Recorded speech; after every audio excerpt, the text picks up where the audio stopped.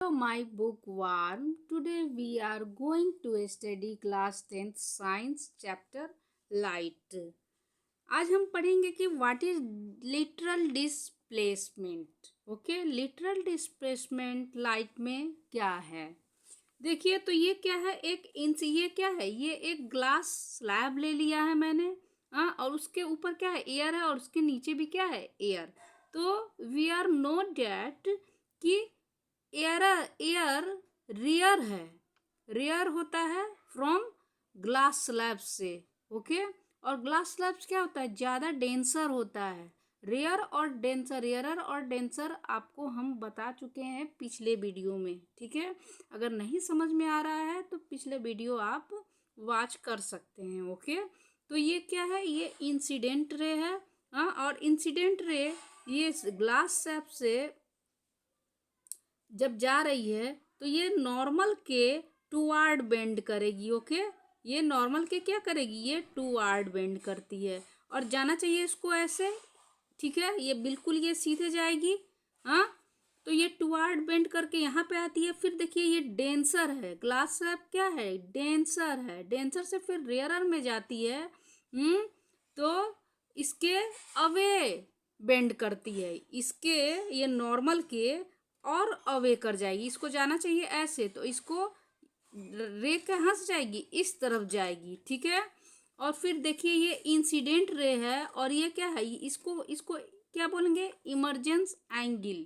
ठीक है, तो emergence angle, angle of emergence बोलेंगे। ओके, तो एंगल ऑफ इमरजेंस और एंगल ऑफ इंसिडेंट, ठीक है, दोनों आपस में इक्वल होता है। और ये इंसिडेंट रे और इमरजेंस रे, ये दोनों आपस में क्या होता है, हमेशा पैरेलल होता है। ठीक है, हमेशा पैरेलल ही होगा। ठीक है, और इन दोनों के ही का बीच का दूरी क्या बोलते हैं, डिस्टेंस क्या कहलाता है, यही लिटरल डिस्प्लेसमेंट कहलाता है। ओके, अब आप लोग जान गए हैं कि लिटरल डिस्प्लेसमेंट क्या होता है। अब देखिए लिटरल डिस्प्लेसमेंट किन किन बात पर डिपेंड करता है। ठीक है, तो what on what factor does literal displacement depend. Okay, तो सबसे पहले लिटरल डिस्प्लेसमेंट अगर इसका अगर ज़्यादा होगा, हाँ, ये लिटरल डिस्प्लेसमेंट अगर ज़्यादा होगा, हाँ सॉरी, एंगल ऑफ इंसिडेंट अगर इसका जितना ज़्यादा होगा उतना ही लिटरल डिस्प्लेसमेंट इसका ज़्यादा होगा। ठीक है, अगर ये ज़्यादा होगा तो ये लिटरल डिस्प्लेसमेंट भी इसका ज़्यादा होगा। ठीक है, दूसरा क्या डिपेंड करता है कि रिफ्लेक्टिव इंडेक्स पे डिपेंड करता है। ठीक है, तो रिफ्लेक्टिव इंडेक्स क्या होती है, लाइट का एक मीडियम से दूसरे मीडियम में जब जाती है तो लाइट क्या हो जाती है, बेंड हो जाती है, उसी को कहते हैं रिफ्लेक्टिव इंडेक्स। और कितनी बेंड होती है वो अलग अलग, जैसे ग्लास का अलग होगा, वाटर का अलग होता है, डायमंड का अलग होता है। तो जितना ही म्यू, देखिए इसको एन से डिनोट करते हैं लिटरल रिफ्लेक्टिव इंडेक्स को, या म्यू से करते हैं। ठीक है, तो एन से डिनोट हम यहाँ पे कर रहे हैं। तो ये एन जितना ज़्यादा होगा उतना ही लिटरल डिस्प्लेसमेंट भी इसका ज़्यादा होगा। ठीक है, ये पहला है, और ये एक दूसरा, और तीसरा है इसका थर्ड रूल फैक्टर इन बातों पे डिपेंड करती है कि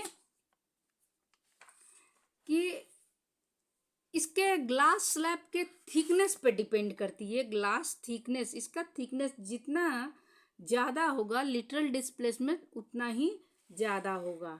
ठीक है, इसके थिकनेस पे ठीक है, तो इसको थिकनेस जितना भी ज़्यादा होगा लिटरल डिस्प्लेसमेंट उतना ही ज़्यादा होगा।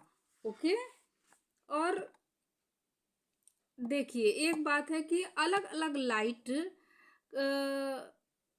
कलर को अगर हम ले लेते हैं, यहाँ पे अगर हम अलग अलग लाइट कलर को ले लेते हैं, तो सबसे ज़्यादा अगर क्वेश्चन पूछा जाए कि सबसे ज़्यादा कौन से लिटरल डिस्प्लेसमेंट का कलर का कौन से कलर का लिटरल डिस्प्लेसमेंट होता है, ठीक है।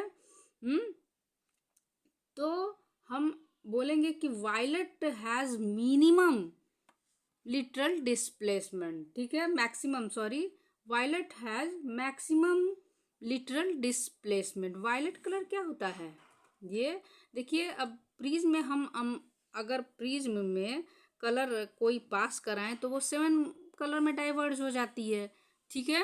तो वायलेट कलर जो होता है, हाँ, उसका वेवलेंथ क्या होता है, वेवलेंथ उसका स्मॉलेस्ट, सबसे स्मॉलेस्ट होता है, हाँ। तो लिटरल डिस्प्लेसमेंट उसका सबसे हाई हो जाएगा, ठीक है। तो वेवलेंथ को कैसे हम डिनोट करते हैं, हाँ, इससे डिनोट करते हैं। और फिर ये हाई हो अगर रहेगा, वेवलेंथ जिसका भी हाई रहता है वो लिटरल डिस्प्लेसमेंट हाई हो जाता है, ओके। ये अगर क्वेश्चन पूछा तो आप बता सकते हैं। थैंक यू बच्चों। अगर वीडियो पसंद आया हो तो लाइक करो, सब्सक्राइब करो और अपने ग्रुप में अपने फ्रेंड सर्किल के साथ शेयर कीजिए। थैंक यू बच्चों।